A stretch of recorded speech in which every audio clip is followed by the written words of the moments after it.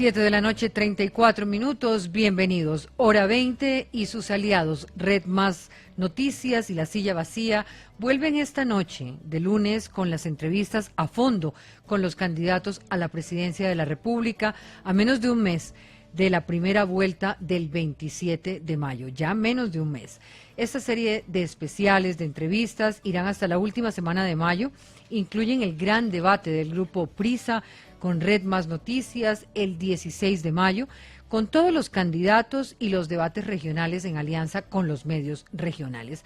Pero hoy estamos aquí para hablar con nuestro segundo invitado. La semana pasada en este espacio estuvo Germán Vargas Lleras, hoy está con nosotros Gustavo Petro Urrego, candidato inscrito por Colombia Humana, luego de ganar la consulta de la izquierda el 11 de marzo. Petro es cordobés, es economista de la Universidad Externado de Colombia, fue guerrillero del M-19, ha sido diplomático, representante a la Cámara, senador con un trabajo reconocido y alcalde de Bogotá con una gestión considerada muy controvertida. Fue fundador del Polo y del Partido Progresistas. Con Juanita León, buenas noches, Juanita. Hola, Diana, mucho gusto. Con Juan Lozano, también buenas noches, Juan. Buenas noches, Diana. Plantearemos una serie de preguntas muy variadas a nuestro invitado que hemos elaborado entre nosotros, que hemos recogido en las diferentes redacciones, que hemos recogido también a través de redes sociales, y vamos a hablar también de las que nos ha planteado FEDesarrollo. Es una entrevista amplia en la que estaremos por más de 1 hora y 15 minutos, pero le vamos a pedir al candidato respuestas concretas de no más de 1 minuto 30. Y eso, doctor Gustavo Petro. Muy buenas noches, candidato. Una mala costumbre esa el 1 minuto y medio. Sí. Los problemas del país realmente no. ¿Qué se puede decir de más? ¿Qué se puede decir en más de 1 minuto y medio? No, sí, hay muchos temas que por su complejidad merecen. Es un poco el tema televisivo, ¿no? Los tiempos de la televisión obviamente son cortos y molestan un debate. Pero en otros medios, en otros espacios, me parece que se puede dar un poquito más de libertad porque en realidad el debate amerita profundidad. La ciudadanía merece la profundidad de los temas que se tocan. Muy bien, pues arranquemos y así no perdemos tiempo y usted tiene mucho más tiempo. Humberto de la Calle ayer lanzó una alerta y un poco dijo se están tirando la paz y estableció algunas responsabilidades. Hoy el presidente de la República ante esa afirmación hace un balance muy completo de lo que ha sido la implementación y básicamente lo resumen que en Irlanda esta etapa posconflicto duró 7 años, mientras en Colombia llevamos 9 meses, con ires y venires, con deficiencias, pero también con grandes aciertos, pero además se refirió a lo que ocurre al interior de las FARC, en ese discurso que parecería que hay como un desequilibrio o por lo menos una gran diferencia entre lo que piensa un sector y lo que hace un sector en cabeza de Santrich y lo que hace otro sector que podría estar liderando Timochenko. ¿Cuál es la opinión suya sobre la afirmación de Humberto de la Calle y la respuesta del presidente de la República? Mira, a mí me parece que salen ya a flote 2 grandes vacíos de eso que llama Santos un proceso de paz. Yo no le pondría ese nombre. Y lo dije desde el principio, no es que ahora lo diga porque soy candidato, sino que desde el principio, antes del plebiscito, discutí ese tema. Ese es un acuerdo para acabar una guerra. Tiene unos componentes técnico-jurídicos, cómo se desarman, etcétera, ya buena parte de eso pasó. Cómo transitan hacia una actividad política, si quieren. Pero eso no es la paz. La paz de Colombia, ojalá fuera tan simple. La paz de Colombia en un país en donde esas guerras como esta han acabado decenas de veces y han comenzado nuevas. Y si ponemos atención a lo que está pasando hoy en Colombia, está comenzando otro tipo de conflictividad armada. Eso de Nariño, por ejemplo, allá en Tumaco, cerca de Tumaco, eso no es una disidencia de la FARC. Entiendo a la prensa porque usa esos conceptos, lo entiendo políticamente, pero creo que nos estamos ocultando una realidad. Lo que está pasando allá en la zona de mayor exportación de cocaína del país, lo que está pasando en los barrios de Medellín en este momento o en el Golfo de Urabá, o va a extenderse a muchas otras regiones de Colombia, es la entrada armada, cooptando gentes que saben de armas de los carteles mexicanos. Y eso pone el conflicto en otras circunstancias. No el conflicto viejo de la Guerra Fría, eso se acabó. No, estamos viviendo lo que son los conflictos del siglo XXI. Pero eso es nuevo, doctor Petro. Ya se decía que estaban aquí los narcos mexicanos desde antes. Desde hace mucho tiempo se señalaba como las propias FARC eran guerrilla y eran cartel. Ya sí, desde las épocas de Escobar y de los Rodríguez Orejuela había narcotráfico metido en todas las dimensiones del conflicto armado. La FARC es como una cebolla, así la definí hace varios años, creo que en el Congreso de Colombia en un debate.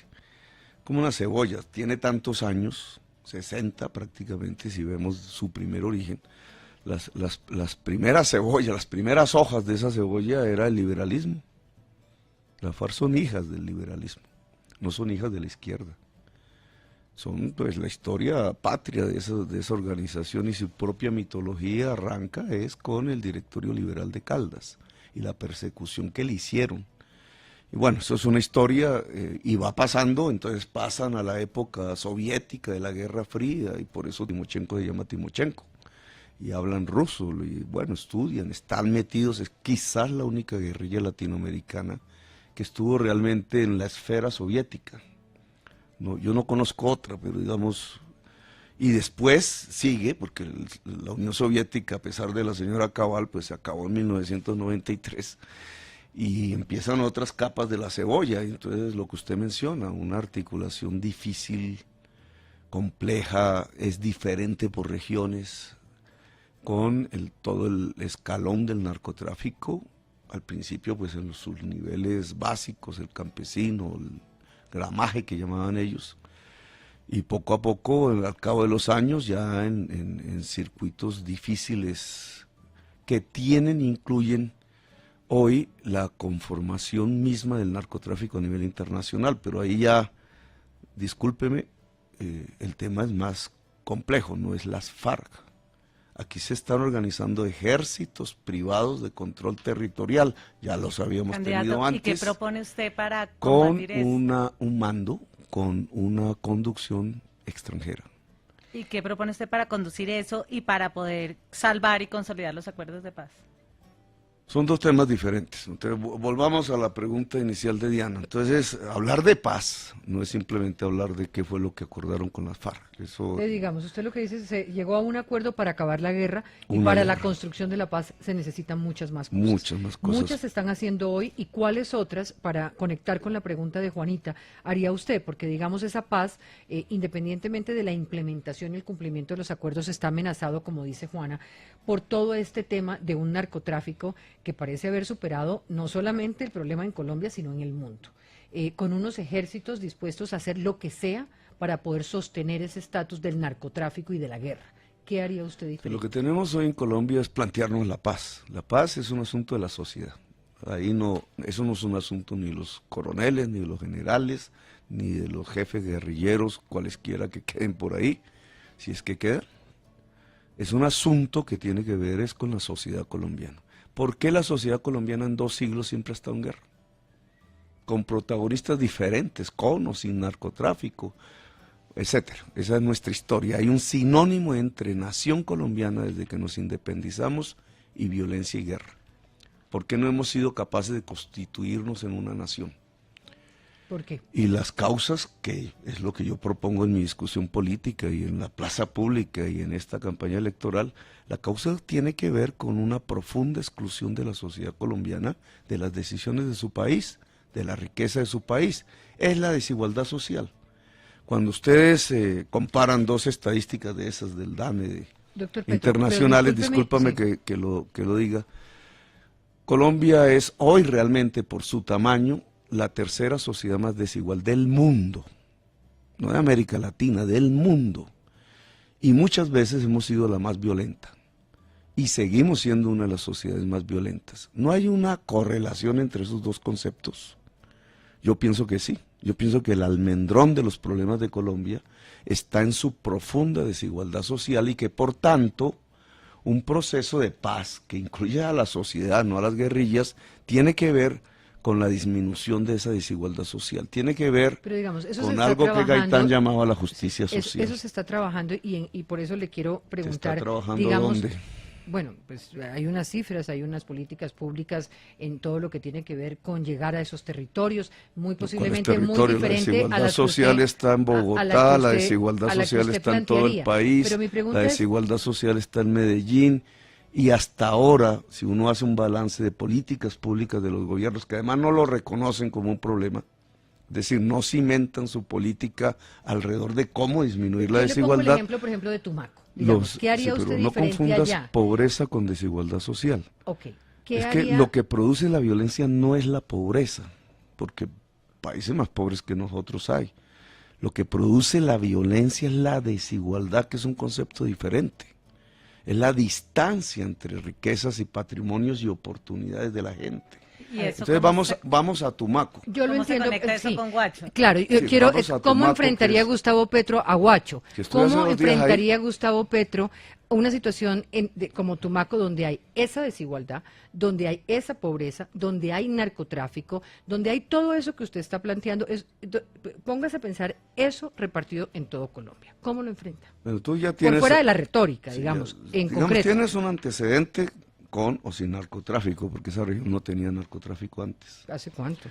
Pues algunas décadas, pero la ¿Tres gran décadas? región cocalera, acuérdense, estaba en San José, Guaviare.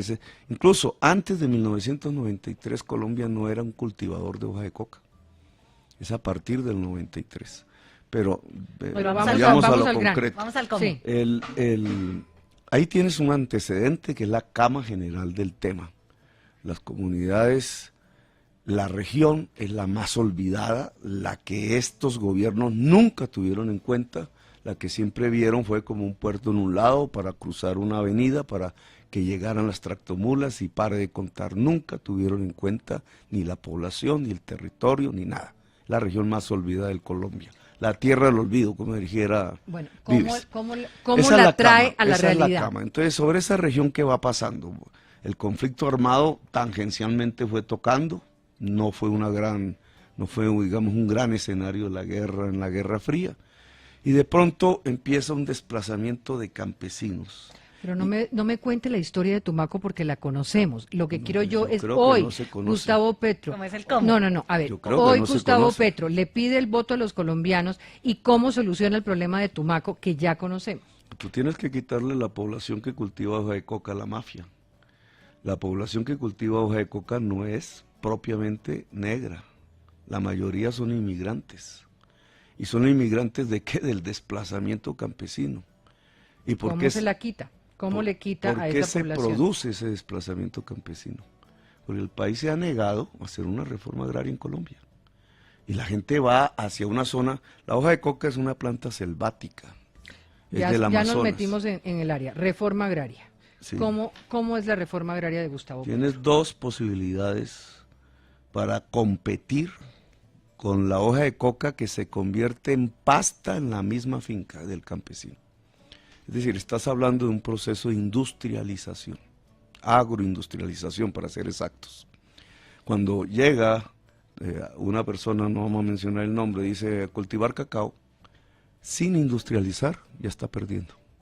No porque el cacao no sirva, no se puede sembrar, sino porque ya la generación de valor agregado y de riqueza que recibe el campesino, la cocaína, que es pasta en ese momento, es superior al del simple producto O cultivado. sea, usted llevaría industria Obligatoriamente para allá en todos los productos, que no es que haya que llevar, es que hay que potenciar el campesinado que está allá para que pueda industrializarse el mismo a través de su organización, y eso tiene créditos, y eso tiene saberes, y eso tiene una serie de condiciones. Doctor Petro, ya volvemos al tema de reforma Sí, agraria y propuesta ya en el vamos a campo. volver Déjeme ahí. solo cerrar un asunto De coyuntura. para enfrentar esas dificultades en la zona. Nos decía al comienzo de la entrevista, ahora hay una disputa territorial controlada por una mafia mexicana, un cartel mexicano, que está asumiendo el control y que está montando un ejército privado. Frente a eso, además de la acción social en la zona, hay algunas recetas que se han intentado, unas con éxito, unas sin éxito, muchas muy controvertidas. Por ejemplo, bombardeos, por ejemplo, extradiciones, por ejemplo, el aumento de pie de fuerza en la zona. Si sabemos que están esos carteles ahí, de ese arsenal de herramientas en el combate físico frente a quienes están invadiendo las zonas, ¿usted con cuáles de esos instrumentos estaría de acuerdo? Usted tiene que irse con dos instrumentos al mismo tiempo, no con uno. ¿Qué serían? Hasta ahora, el uno es bombardeo, guerra. Usted llega a Tumaco y está en un aeropuerto de guerra. Pero eso no es suficiente y eso fracasa si usted no construye Estado. No es suficiente, y la pero construcción sería... de Estado no es simplemente lo militar, eso es lo más fácil. De acuerdo. Por eso lo mencionaba en el entorno de las otras reformas sociales, pero digamos Porque en las ese cifras de arsenal... inversión en Tumaco han sido infinitas en los últimos años sin ningún resultado que termine solucionando el problema. No hay nada, mire, solo por poner un ejemplo, el mayor riesgo hoy natural que existe es un tsunami, porque al frente de Tumaco hay 300 kilómetros está la falla, la misma de California. Ya ocurrió en el pasado. Si vuelve a ocurrir ahora, usted tiene que sacar 150,000 personas de una isla en cuestión de una hora a través de un puente. Se llama el Puente del Pindo. El mismo Puente del Pindo, con la misma anchura, con Bargallera en la infraestructura, con Santos, con Uribe, desde que se construyó ese puente sigue siendo el mismo hoy.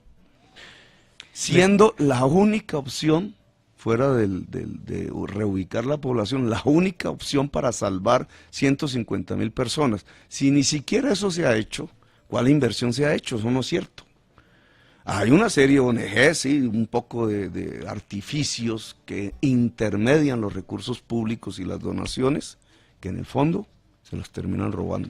Doctor Petro, usted dice, el bombardeo no es suficiente, tienen que ser dos, pero ¿usted bombardearía eventualmente? Si a usted le dicen ahí hay una pregunta, algún periodista, no me acuerdo cuál, pero que dijo, en cuestiones de orden público, ¿usted va a bombardear?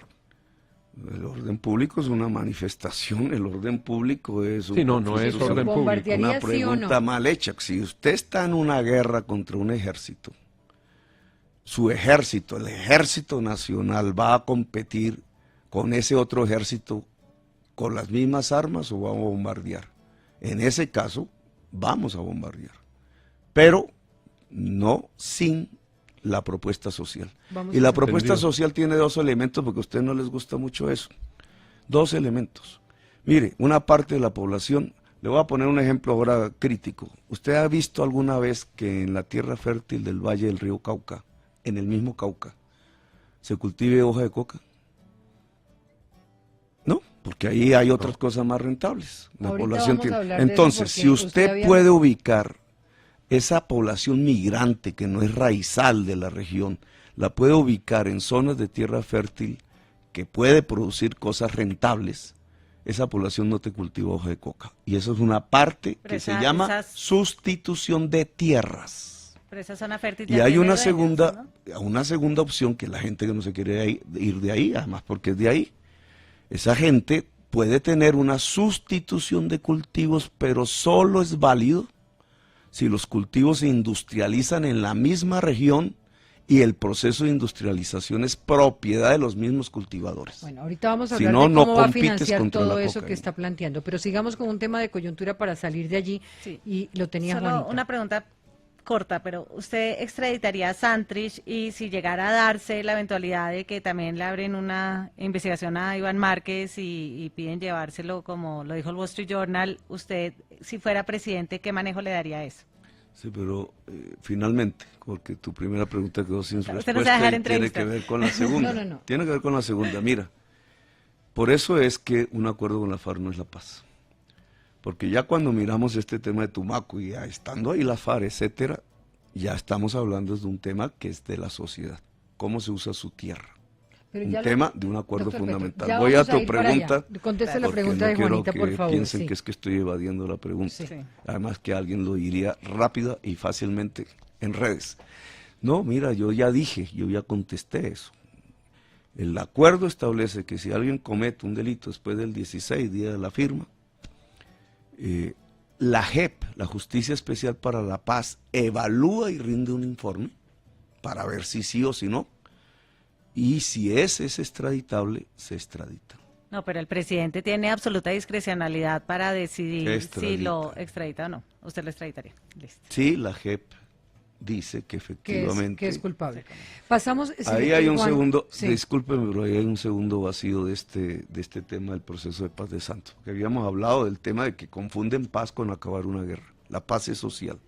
Pero el segundo tema, vacío, que sale hoy a relucir, que tú lo acabas de mencionar, es que no tenemos aparato de investigación. Es que la Fiscalía está haciendo otra cosa completamente diferente a su tarea constitucional. ¿Qué es cuál? Pues saber si Santrich estaba realmente Pues en eso una es lo que labor hacen, de traqueteo, investigar, ¿no? ¿o no? No, lo que esa investigación viene de afuera, del extranjero. La Fiscalía no está cumpliendo su función porque está politizada. Y el primer responsable de eso es precisamente el primer responsable del acuerdo con la FARC, el presidente Santos. El presidente Santos escogió un fiscal del tamaño del encubrimiento. Y eso ha impedido que tengamos un aparato investigador, ¿Qué ha no encubierto? solamente A ver, para usted este está haciendo tema, una sino para afirmación otros. que vale la ¿Cómo así pena el que tamaño del profundice. encubrimiento? ¿Qué es lo que ha encubierto el fiscal? Odebrecht. ¿En qué Odebrecht puntos? es una cadena que tiene que ver ya con la corrupción. Pero Odebrecht es una cadena que arranca con los hijos del presidente Uribe. Reunión de Panamá denunciada por mí en el año 2010, donde sustituyen al grupo Nule por el grupo Odebrecht para hacer la Ruta del Sol. Todo eso ya está Reunidos, ¿cierto? investigado, dicho, A partir redicho. de entregarle la Ruta del Sol, sí lo decimos nosotros, pero no la justicia. Si la Ruta del Sol fue entregada efectivamente como salió de esa reunión en Panamá con ¿Y usted un cree que al presidente Pero Santos le interesa déjame- poner? No, porque es que usted está diciendo una cosa que no parecería muy coherente, que el presidente Santos nombra a un fiscal para encubrir Odebrecht, para que además está salvando a los hijos de Uribe, que si uno viera un poco la línea de tiempo y de la historia, pues podría uno decir que al presidente Santos no le interesa que se encubra eso. O sea que ahí queda como extraña la... Al contrario. Pero mire, nos tenemos que ir a una pausa y necesito que siga hablando sobre ese tema. Bueno, seguimos hablando después de la pausa. Pero también queremos descubrir un poco de su personalidad, de por qué un hombre de izquierda usa Ferragamo, pero amenaza con expropiar las tierras en el Valle del Cauca. No sabía que los eso- hombres de izquierda tenían que usar ¿qué? No, Alpargatas. no sé, eso es lo que quiero que usted me cuente para poder entender ese Gustavo Petro, quién es y cómo percibe pues el modelo de sociedad en el al que espera gobernar, que espera instaurar si llega a ser elegido presidente. Ya regresamos. Regresamos con Petro a fondo en Hora 20, La Silla Vacía, Caracol Radio, Red Más Noticias. Y estamos hablando con Gustavo Petro, hoy el candidato invitado. Hemos venido hablando un poco sobre esta coyuntura de la paz. Hemos también descubierto al Petro que va un poco a la historia antes de contestar concretamente las preguntas, y le vamos a pedir, candidato, que nos ayude un poco en puntualizar sus respuestas.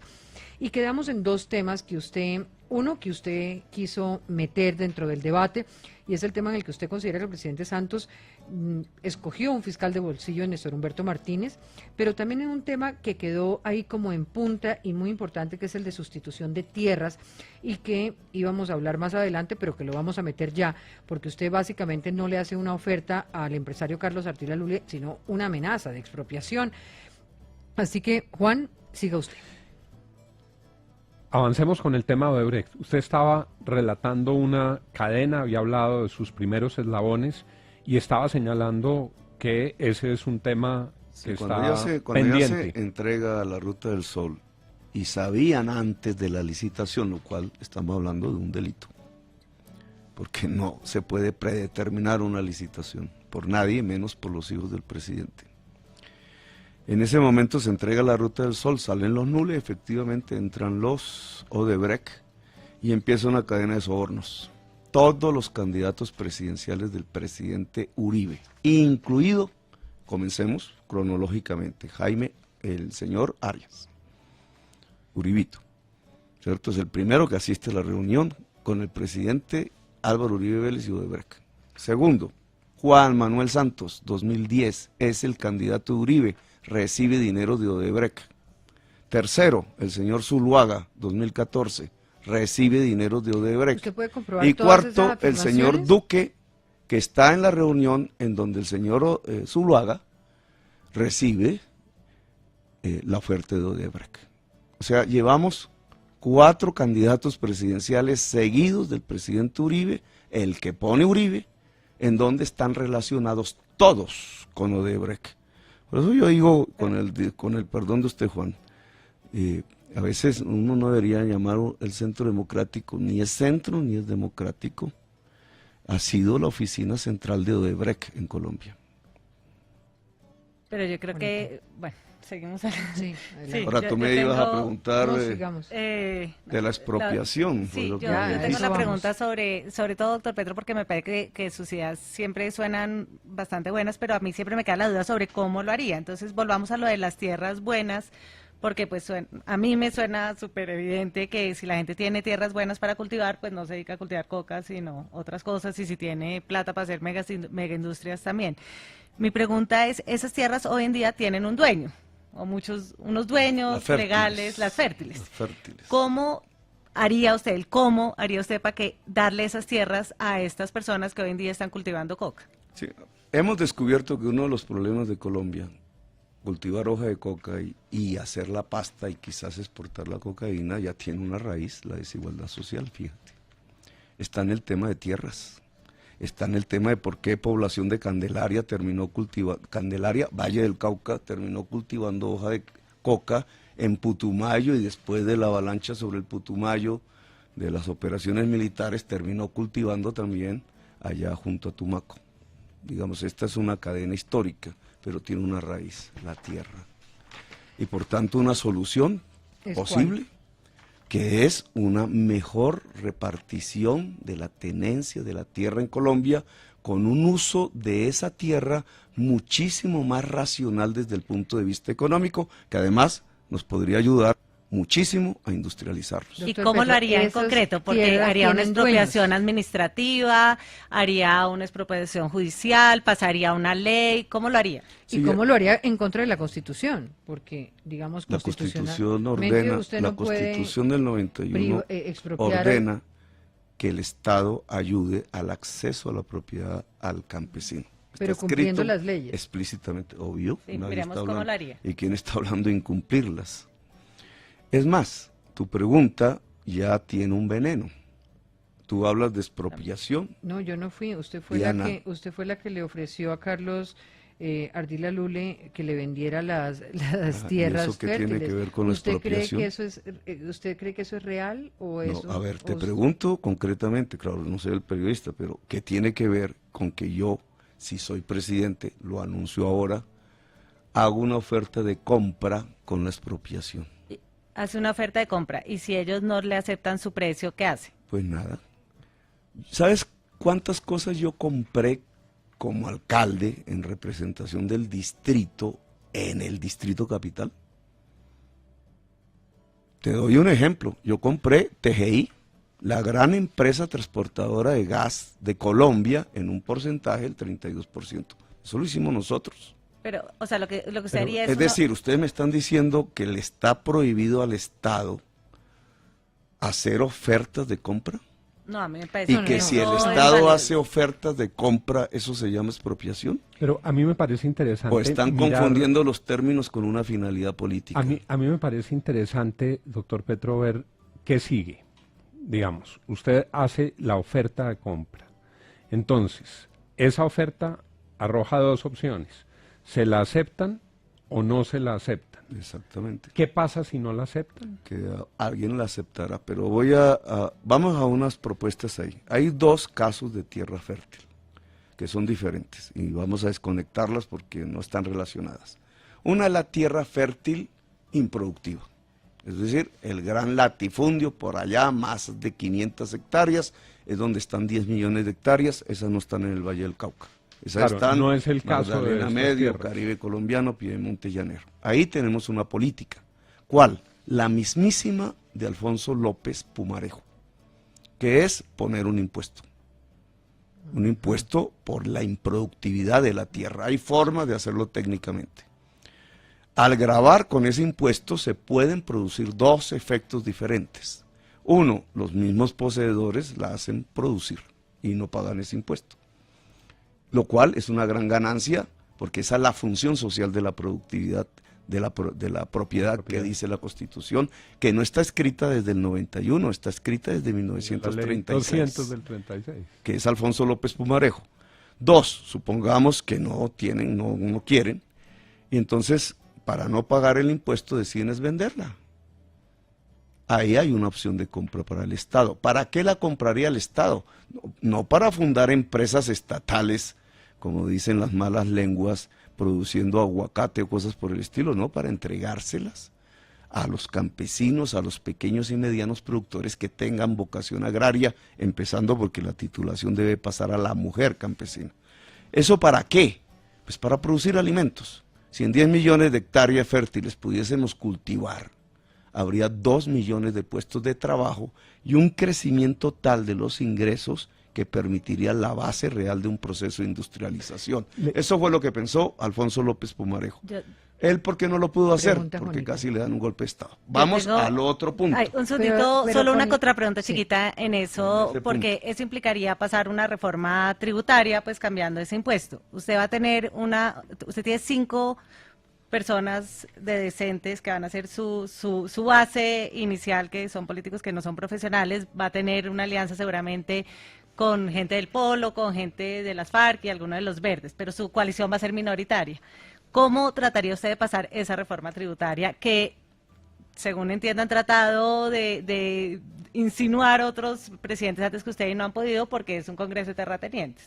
Juanita, acuérdate que estás hablando con alguien que ya tuvo una Exacto. experiencia. No, por eso le Alcalde de pregunto, Bogotá, una de las porque ciudades más me grandes del parece mundo, con clave un saber consejo su adverso. respuesta de cómo lo hace. Un consejo Como adverso. presidente, ¿cómo lo Y haría? sin embargo, nosotros que presentamos como 4 veces una reforma tributaria para modernizar los tributos en Bogotá, y no nos lo aprobaron, sí pudimos a través de algo que se llama el catastro.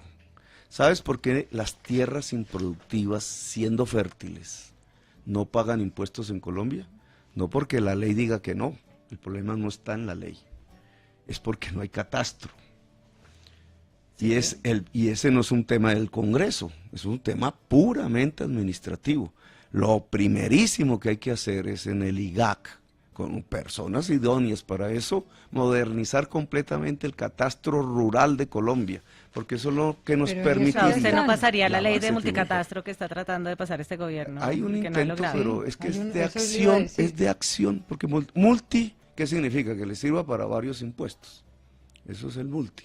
Pero en realidad el catastro, para el efecto que estamos hablando, que es estimular la producción de la tierra, eso es lo que estamos diciendo, con el catastro simplemente modernizándolo lo podríamos lograr. Doctor Petro. No te digo para que no Juan haya Lozano. necesidad de leyes, pero digamos, en este Petro. caso lo primero que hay que hacer es eso. Para Juan que Lozano. volvamos al desarrollo que usted segundo estaba tema. planteando. Lo primero, entonces, en esas tierras improductivas, la propuesta es poner un impuesto muy alto que estimularía a la gente a poner a producir su tierra, sino a venderla porque no tiene con qué pagar el impuesto. Ese impuesto es un No es que impuesto... no tenga con qué, porque si produce ya no hay impuesto. No, por No, eso, no es que a la- no a- tenga con impuesto qué a la pagar, improductividad porque de si la no de ahí tierra. sale Es otra el tesis que es castigo el a la impuesto improductividad. conductual, Claro, es el entendemos- castigo a lo la entendemos así. improductividad. ¿Y cómo se fija eso? ¿Cómo dice el Estado, a mí me parece que esta tierra está produciendo y entonces siembran 3 matas y está bien, o necesitan 1000 o necesitan 10.000? ¿Cómo, Tú ya tienes cómo hace eso el digamos, Estado? ya tenemos 2 procedimientos legales. Ujú, Uno es el impuesto predial, ya está arreglado, y tiene unas tasas. correcto, esos Digamos, todos lo La- siguen pagando. está arreglado. Hoy un señor de clase media bogotana paga más impuesto predial que un gran latifundista como Uribe. Y eso ya es la gran injusticia social en Colombia. De ahí es que se derivan nuestros problemas. Pero vamos hacia otro instrumento, la renta presuntiva, que Vargas Lleras, o más bien Duque, dice que quita. Claro, él sabe por qué lo dice, porque la renta presuntiva es un instrumento clave para llevar al latifundio a la producción. Entonces, el impuesto sería por la vía de la renta presuntiva. Sí, pero tú puedes calcularlo técnicamente de la siguiente manera. Vamos a poner un ejemplo. El café te produce un empleo cada hectárea y media. El aguacate te produce un empleo cada 2 hectáreas y media. En general, el promedio de los cultivos te produce un empleo cada 5 hectáreas. Esa es la gracia del cultivo, sin industrializar, sin hablar de la industrialización. Entonces ya hay una base técnica para la renta presuntiva si estamos hablando de tierras fértiles, que el mapa está hecho. Depende de la escala, Entonces, doctor Petro. sí. Si hace minifundio y reparte en pedacitos muy Sí, chiquitos, pero no estamos la hablando aquí posibilidad del productiva... minifundio, porque si No, no, no, caemos digo. en las cadenas del odio. No, Es que le voy a para quitar nada. la finquita a la gente. No estamos hablando de propiedades de más de 500 hectáreas Claro. en tierra Propiedades fértil. Pero de entre más- cuántos las propiedades reparte. de más de Entonces, 500 hectáreas. ponga usted este caso. Si X señor, no vamos a poner nombres propios, porque si no también otra vez, tiene 10.000 hectáreas, ¿cierto? De tierra fértil. ¿Cuántos puestos de trabajo debería producirse ahí? Usted pone un cálculo y le pone un más y un menos. No, ya usted porque dijo, usted 5 tiene hectáreas, un 2.000, empleo. 2.000 empleos. ¿Cómo lo comprueba?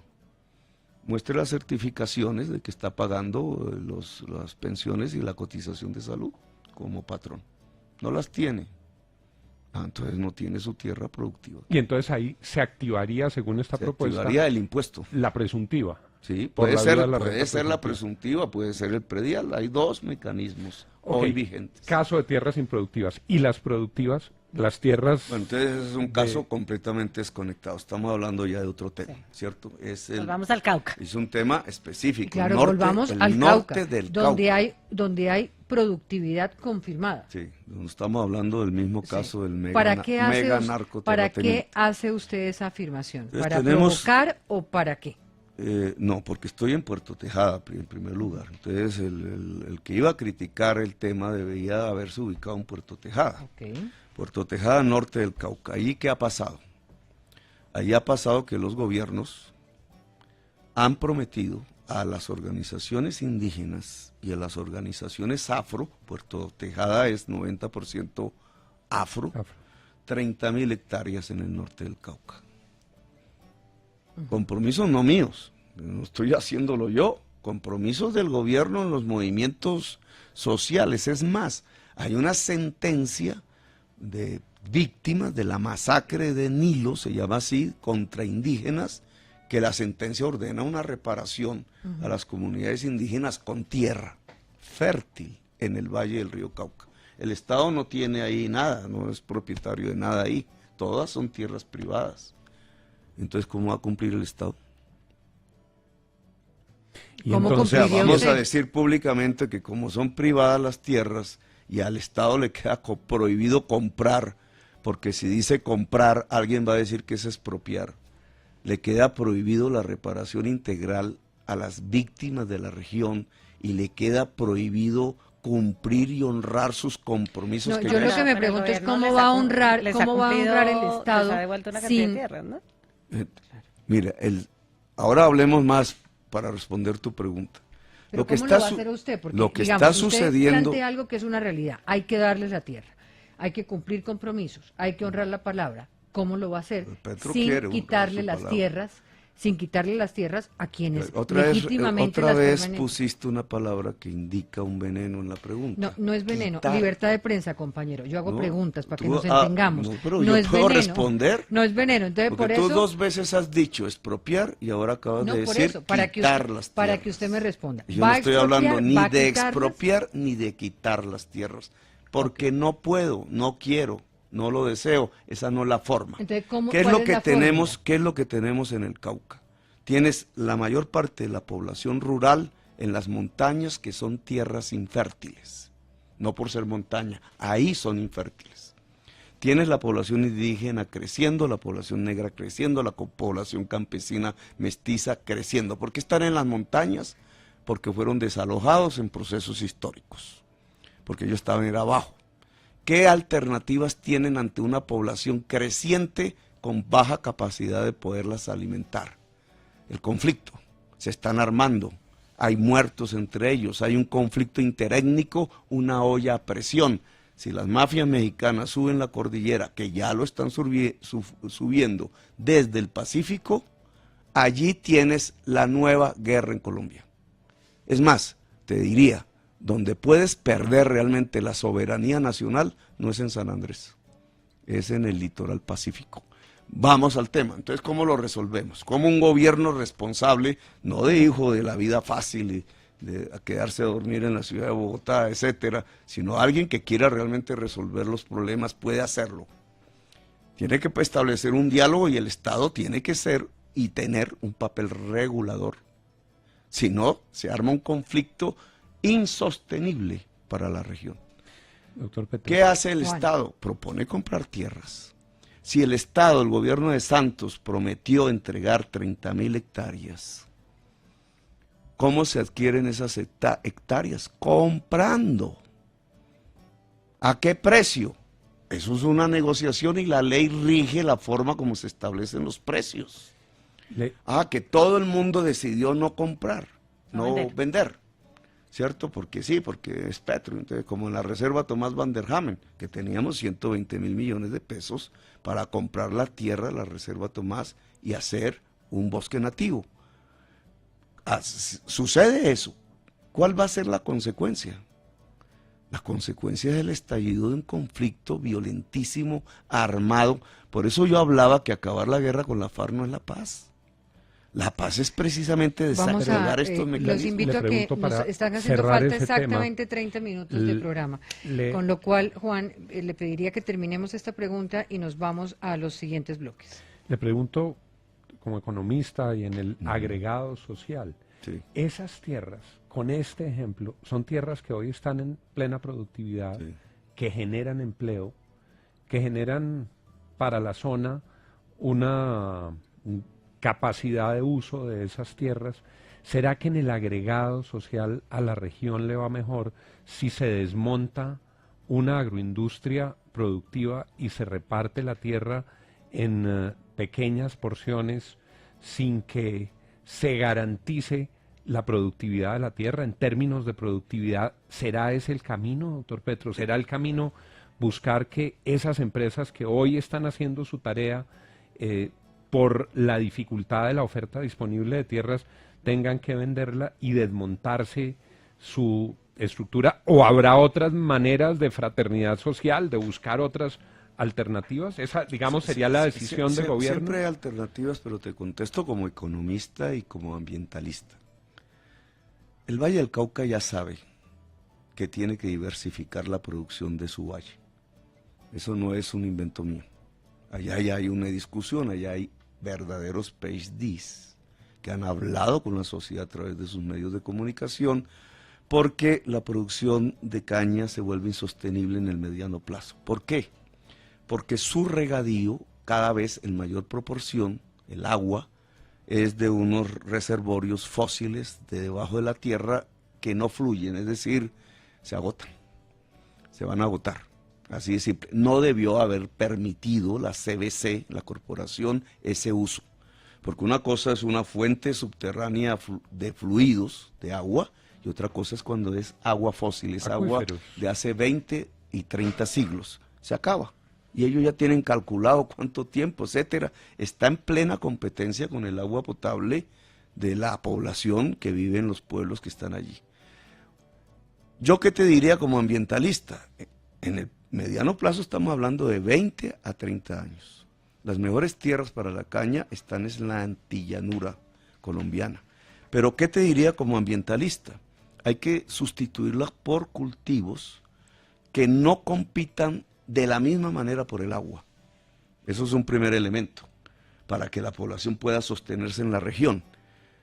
Que absorban más CO2 que agua. Ese es el tema del cambio climático. Pero como economista, ¿qué te diría en términos de productividad?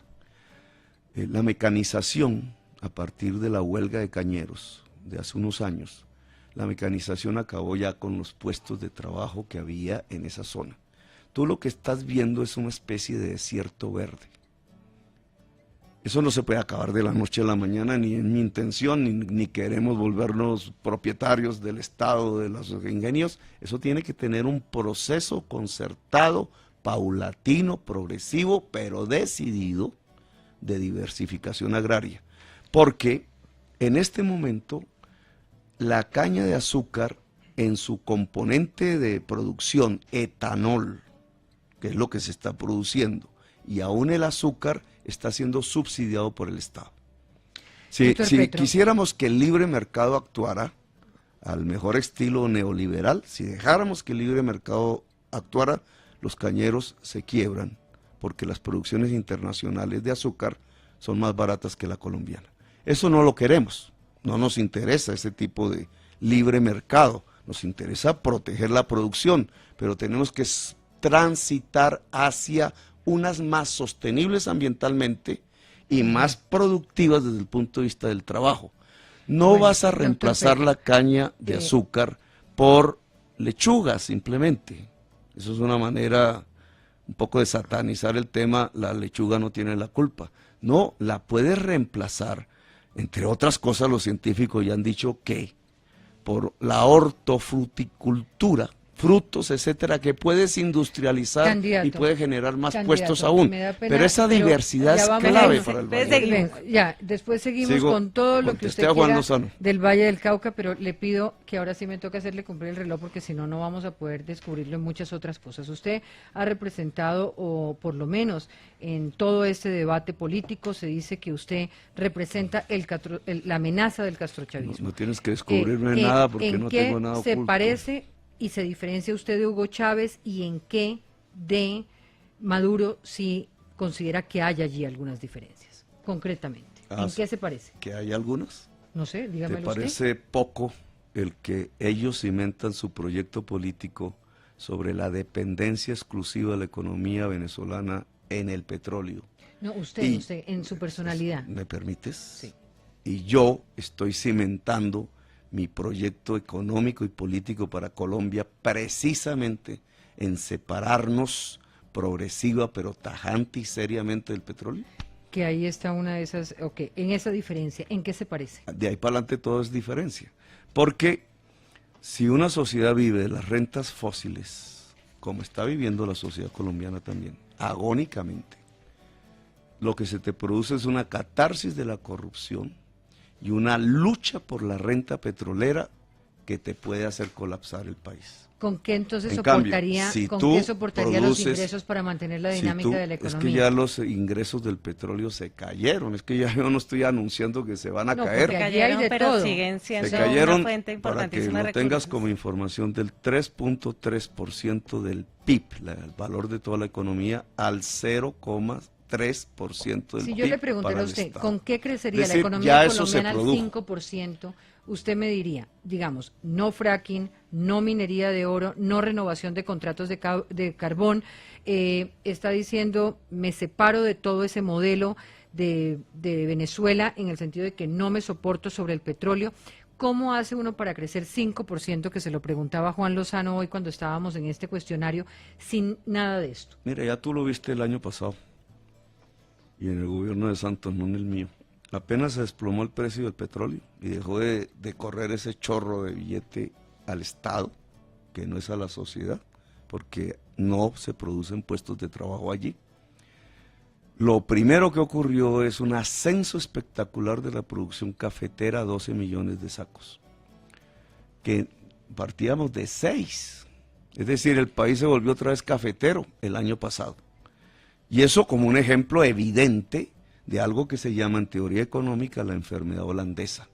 Es decir, depender del petróleo y del carbón al producir un chorro de dólares de ingreso te produce una revaluación del peso. Pagas menos pesos por dólar, 1.500 llegó a estar, te abarata todas las importaciones agrarias e industriales, empiezas a importar todo y matas tu agricultura y tu industria, hasta el punto que puede llegar a cero, importar todo. El balance en términos de puestos de trabajo es absolutamente negativo, porque al exportar el petróleo y el carbón no estás produciendo puestos de trabajo en gran cantidad y en cambio estás matando 22 millones de puestos de trabajo que te genera la agricultura y la industria. El año pasado, evidentemente, Gustavo Petro, al bajar para el Red precio Más del Noticias, petróleo, me perdona, subió toda la producción agraria de Colombia. Ya vamos a regresar con usted. Juan, despide usted este bloque y le cuenta a sus televidentes, a los televidentes, que vamos a regresar a qué horas. Regresamos al final del noticiero y estaremos mañana, que es festivo, retransmitiendo toda la entrevista completa, estos dos segmentos y el que haremos a continuación después de estos mensajes. Solo un segundo para despedir a la audiencia de Red Más Noticias. Seguimos aquí en Hora 20, Silla Vacía, a través de Facebook Live, a través de nuestro Twitter y a través del streaming de la página de Caracol Radio. Y a las 10, entonces, con Juan Lozano, nuevamente el resto de esta entrevista. Ya regresamos. Hora 20, La Silla Vacía, Red Más Noticias, estamos en Facebook Live, nos pueden seguir a través de Caracol Radio. Estábamos hablando un poco, usted no me terminó de contestar, me dijo en qué se diferenciaba de Chávez y de Maduro. En ese sentido, que de pronto es una forma más, yo creo que uno de los temores y con lo cual usted lo ligan o lo equipara a alguna gente con el miedo al castrochavismo, tiene que ver más con lo de la constituyente que usted ha dicho que usted de pronto convocaría. Dada que usted va a tener una coalición tan minoritaria en el Congreso y que usted tiene unas ideas de unas mega reformas que necesitan pasar necesariamente por el Congreso, ¿cómo haría para hacer esas reformas estructurales y para convocar una constituyente teniendo una coalición tan minoritaria en el Congreso? Primero que todo, nosotros no tenemos una coalición tan minoritaria. ¿No? Por primera vez, los resultados del 11 de marzo, que no lo prevíamos antes, digamos, pero son hoy los datos, te da que la bancada más grande del Congreso de la República en el Senado es la bancada alternativa. Ahí está ganó al metiendo uribismo, le ganó a Cambio Radical, Vargas Lleras, le ganó al Partido Conservador, le ganó al Partido Liberal. Es el 27% del Senado. O sea, ahí está usted metiendo a Iván Name del Partido Verde, Estamos metiendo al Partido Verde de Fajardo, ahí estamos metiendo a el Polo de Robledo, porque eso es así. Ahí estamos metiendo a Decentes, ahí estamos metiendo las circunscripciones. ¿Cuántos los tendría ahí? 21 personas. 27. Sumando Entonces, 27. bueno, ahí ya Sí, la bueno, cifra, bien. porque todavía no han dicho realmente la cifra exacta, pero digamos, Suponiendo que el hay Mira hoy más o estuviera con menos usted. 27. Estamos sin resultado final. Sí, del no hay resultados tan Sigue siendo minoritario. Pero en este momento esa es la bancada más grande. Pero sigue siendo y minoritario. generalmente todos los presidentes que han sido elegidos, ninguno, su partido, ha sacado el 50 más 1. No. Todos han tenido más o menos las bancadas minoritarias, pero mayoritarias relativamente. Claro, que además las Entonces, crean mayoritarias con mermelada. en este momento hay una bancada alternativa que es la mayoría del Senado relativa. No, no es la mayoría del Senado, qué pena, son 27 de 107. A ver, Juan, tú que eres experto en el Senado. Mayoría relativa. Usted estuvo más tiempo que yo en el Senado, lo conoce Pero mejor. ¿cómo puede ser Sí, mayoría yo tuve relativa 15 27? días. Hay una cosa que es mayoría absoluta, otra cosa que es mayoría relativa. Entonces, Bueno. una mayoría relativa es simplemente la bancada que más parlamentarios tiene. Sobre En este esa- caso, la bancada alternativa. Sobre Ese la es el- composición de esa bancada alternativa, el supuesto político, digamos, es que la gente que hoy está con Fajardo termine apoyando a Gustavo Petro. Vamos hacia adelante. Esa es la bancada alternativa. Aún hay otras dos bancadas, ya no podremos llamarlas así, que es el Partido Liberal y la U, en esas elecciones del 11 de marzo. Entre esas tres está la mayoría absoluta del Senado, que es diferente.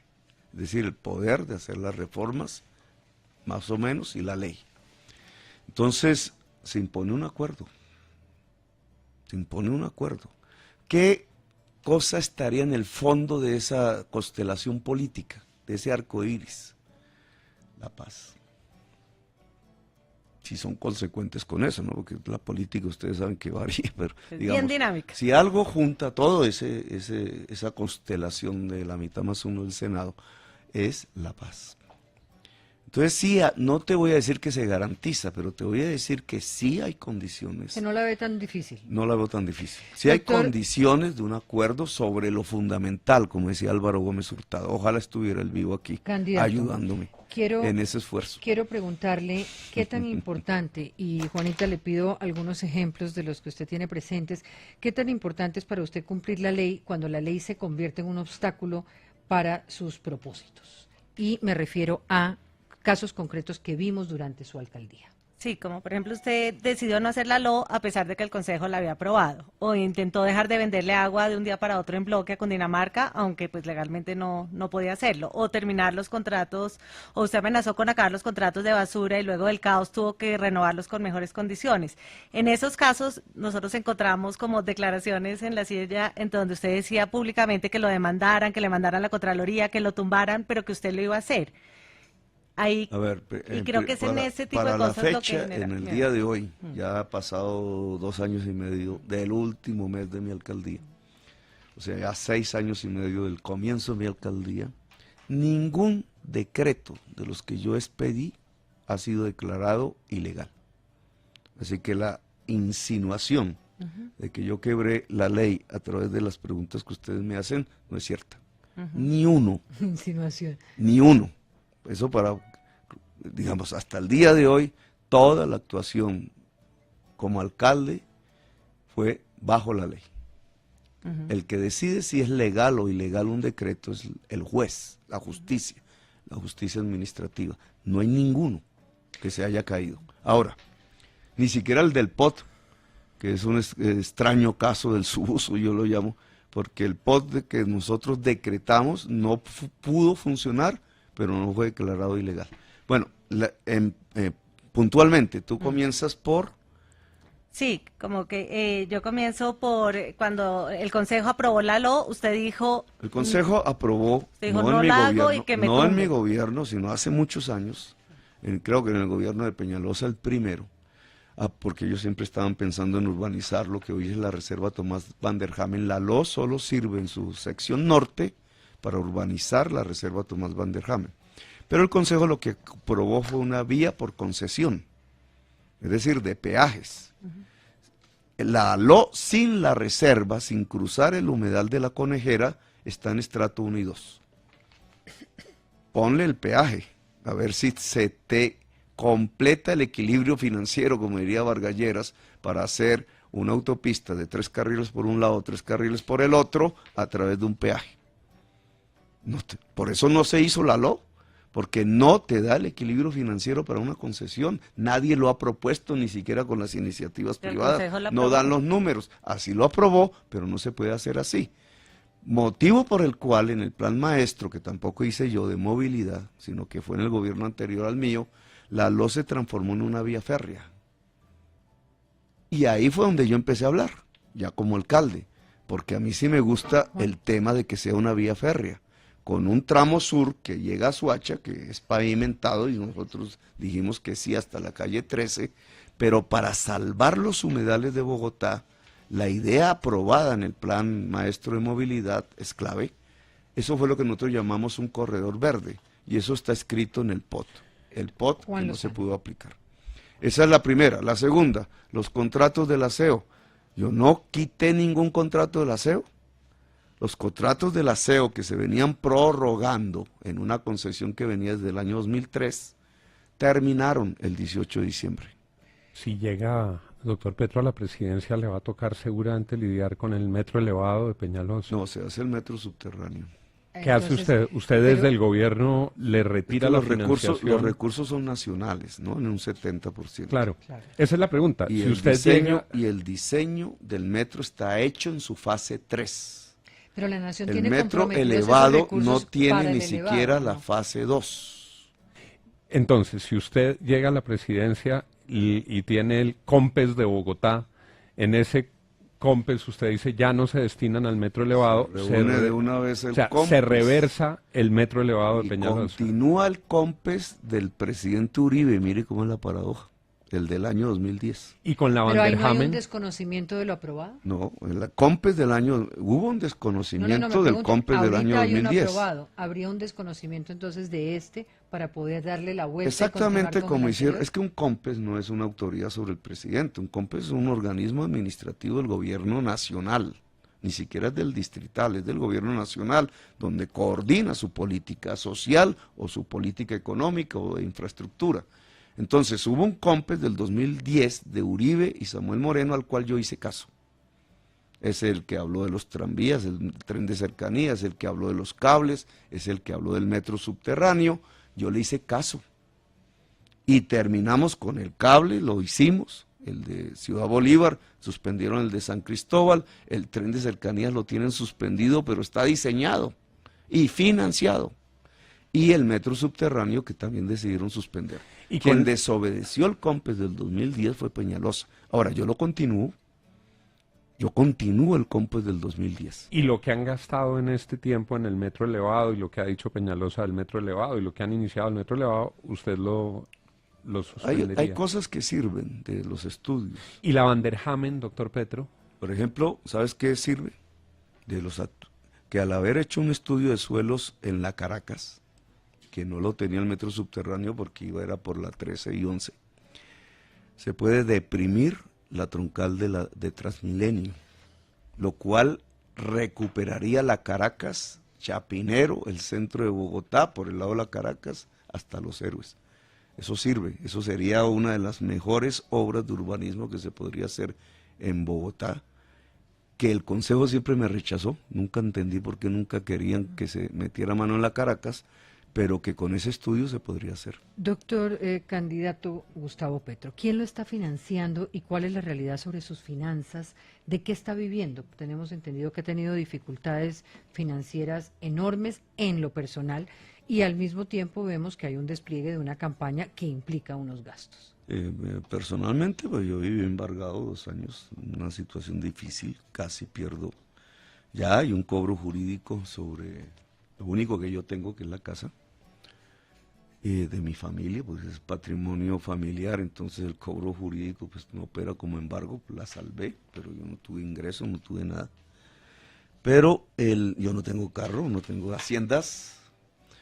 Si yo calculo mis zapatos, como cualquiera que sea la marca, siempre me los he comprado con mi sueldo, ganado con el sudor de mi frente.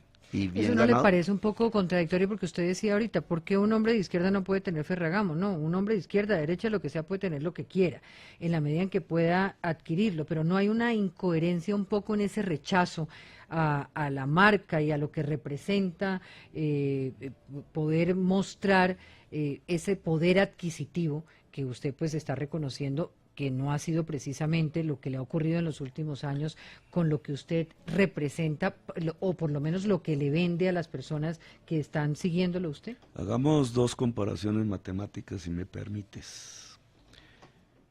Porque yo fui 15 años congresista. Gracias a eso tengo una casa. Puedo decir que tuve un sueldo privilegiado, claro, obviamente. Y merecido, además. Y me lo gané porque fui durante todo el tiempo, dijeron que era el mejor congresista, no me puse a dormir ni a engordar, no tengo barriga, no tengo casa, no tengo haciendas. Pero te voy a hacer 2 comparaciones matemáticas. Los zapatos que yo tengo de la marca que tú dices cuestan en el mercado en este momento $200,000. 200.000 pesos. 200,000.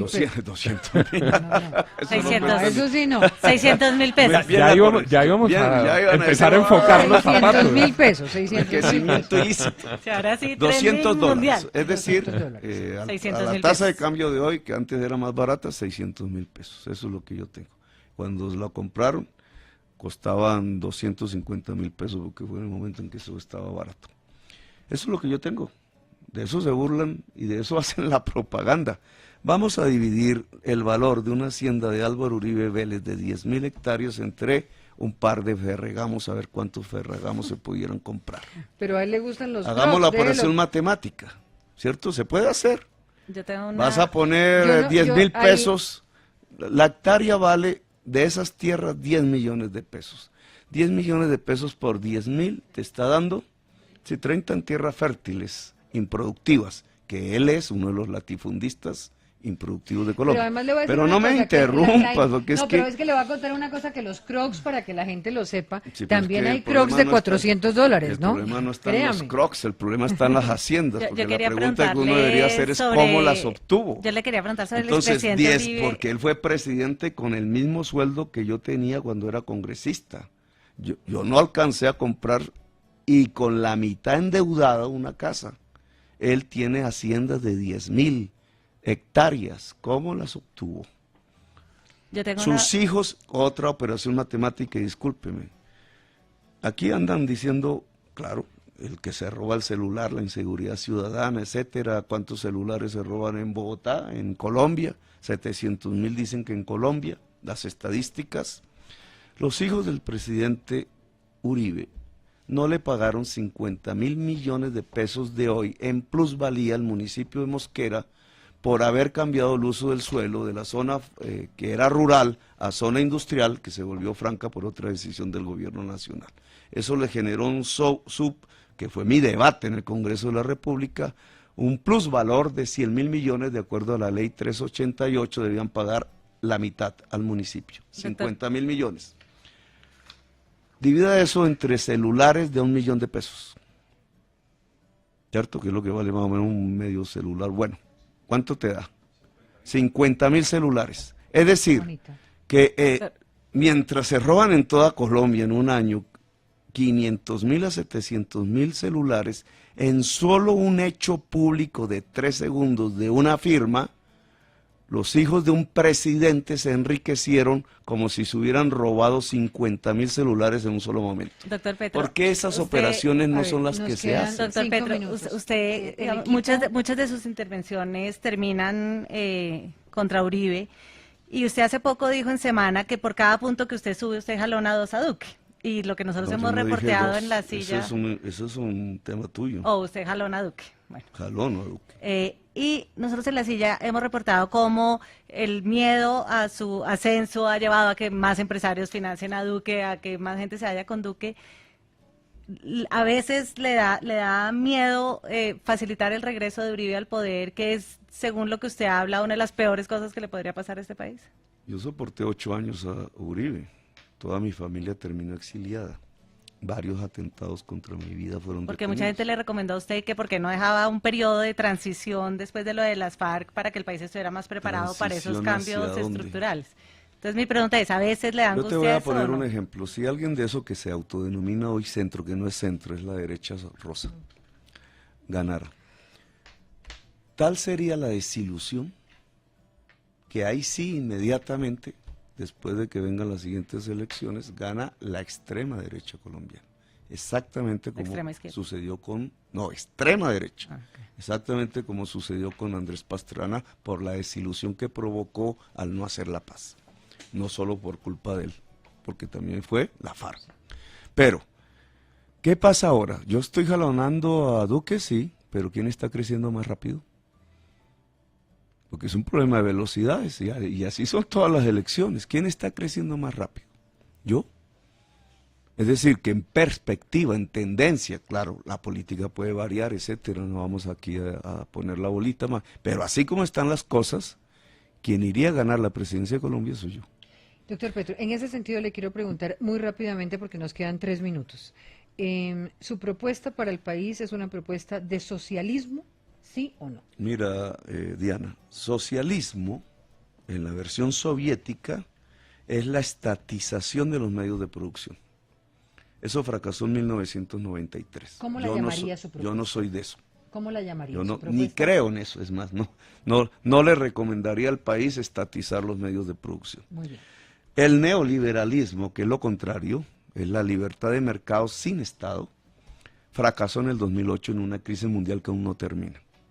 Ambos fracasaron. ¿El modelo suyo cómo se podría Lo que yo estoy concebir? proponiendo es democratizar el capital y el saber en la sociedad colombiana. El saber es un capital. Es democratizar el capital. El capital es tierras, el capital es crédito. Usted sí sabe que la mayor parte de los créditos en Colombia los da la mafia en la economía popular al 20% gota a gota. mensual. y lo cobran con revólver y es a millones de personas. Yo pongo un banco público para que dé el crédito. ¿Para qué le entregamos a través de la universidad pública gratuita, que es como quiero llevar al sistema educativo público colombiano, la educación superior a la conjunto de la juventud? ¿Para qué le entregaríamos crédito a través de una banca pública a la gente? ¿Para qué le llevaríamos energías limpias, incluida la solar? ¿Para qué entregaríamos tierras fértiles si el proceso se vuelve exitoso? Para que la gente produzca, trabaje y genere la riqueza, porque la única fuente de la riqueza es el trabajo, a través de su iniciativa privada. ¿Cuál es la diferencia con lo que hay hoy? Que la iniciativa privada está concentrada en 5 familias, dueñas de todo. En cambio, ¿qué habría con nosotros? Que habría una democratización de la iniciativa privada a millones de colombianos y colombianas, que es lo que puede disminuir la desigualdad social. Sí, si no se va la gente. Como comienza este programa, y es lo único que puede realmente sentar las bases de una era de paz, de la Quiero paz real, preguntarle por los medios sostenible. de comunicación. ¿Usted crearía en su gobierno medios oficiales alternativos a los medios actuales? Ya existen medios oficiales. ¿Crearía más? No. Yo tuve uno, Canal Capital, oficial, buenísimo se volvió. Causó celos, la verdad sea dicha, pero nosotros no creamos más. ¿Por qué le cuesta El tanto Estado trabajo? colombiano, para tu respuesta, porque sé para dónde va. ¿Para dónde va? Primero dígame para dónde va. Nosotros, yo creo que si la Constitución tiene razón, debe existir un pluralismo informativo. ¿No cree que lo haya? No, para nada. Y no vamos a, pues no voy a pero no lo hay. Digamos, los medios de comunicación fundamentales de Colombia le pertenecen a los 3 hombres más ricos de Colombia. ¿A usted le parece que No, esta yo sé que tú me entrevista, por quieres ejemplo, no, le parece que esta entrevista, por ejemplo, es una entrevista donde no hay la libertad completa para expresar su posición, o si considera que lo es? Fue una pregunta que también le hicimos al candidato Vargas Lleras, porque creo que los unen 2 cosas, estar de acuerdo en que las encuestas no funcionan y en que los medios de comunicación pues no hacemos preguntas sino ataques. Pero sí me gustaría saber su posición frente a esto, porque usted pues es un hombre disciplinado, estudioso, de lejos muy bueno para entrevistar, pero tiene la pullita para cuando no le gusta la pregunta. No, mira, cuando en los últimos 3 días una propuesta que tiene que ver con una solución social, que no veo otra, allá en el Cauca, porque todo lo demás puede ser peor de lo que hoy existe, que es comprar una tierra por parte del Estado, la vuelven expropiación, ahí está el veneno. No me refiero solo a las preguntas tal como porque tú me has dejado contestar, sino es que son más o menos 48 horas continuas en donde diversos medios, todos, sabiendo todo periodista que no dije eso, lo vuelven eso. Lo vuelven eso, ¿por qué? Porque hay una especie de espíritu de cuerpo que no es de los periodistas, a los cuales respeto mucho, hay toda la diversidad que se quiera, sino es el de los propietarios de los medios. Los propietarios de los medios, vuelvo a repetir, son los 3 hombres más ricos de Colombia. Ese es un problema mundial, no es un problema colombiano. Habermas decía que una sociedad se vuelve violenta cuando se interrumpe su comunicación social. Entonces, nosotros tenemos que sumar mucha comunicación social para construir la paz en Colombia. Que los 3 hombres más ricos de Colombia puedan expresar y tener medios válidos. Yo ni se me ocurre por la cabeza que nosotros, sin mencionar nombres propios, pero al que más nos criticaba ahí había pauta del distrito. Nosotros nunca hicimos una selección de ese criterio, digamos, a través de los medios, como ahora sí se hace. Porque el gobernante que quiere que hablen bien, entonces pone una pauta y le hablan bien. Nosotros nunca hicimos eso. Pero sí debe haber 3 grandes componentes de la información, al menos. La pública, que ya existe, lo que pasa es que es reducida y maltratada. La privada, que ya existe. Falta un tercer medio de comunicación que empieza a insurgir en las redes, pero que es la comunicación de la sociedad. Es una prensa que sea independiente del poder político, y entonces un medio estatal no lo podría hacer, pero también sean independientes del poder económico, y obviamente las personas que son dueñas del poder económico pues no lo pueden ser.